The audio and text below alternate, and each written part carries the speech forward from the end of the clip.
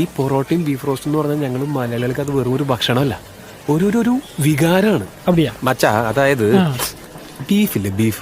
Beef നന്നായിട്ട് wash ചെയ്തിട്ട് അതിങ്ങനെ ചെറിയ ചെറിയ ചെറിയ ചെറിയ കഷ്ണങ്ങളാക്കിയിട്ട് മുറിക്കും. എന്നിട്ട് അതിൽ ഇച്ചിരി ഉപ്പ്, ഇച്ചിരി മുളക് പൊടി, ഇച്ചിരി മഞ്ഞൾപ്പൊടി, കുറച്ച് പെപ്പർ ഇതൊക്കെ ഇട്ടിട്ട് നന്നായിട്ട് ഇങ്ങനെ മിക്സ് ചെയ്യും. ഈ മിക്സ് ചെയ്തിട്ട് അതിങ്ങനെ വേവിക്കും.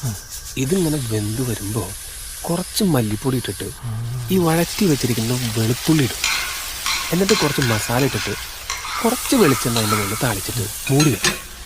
കുറച്ച് കഴിയുമ്പോൾ അതിനൊരു മണം വരും.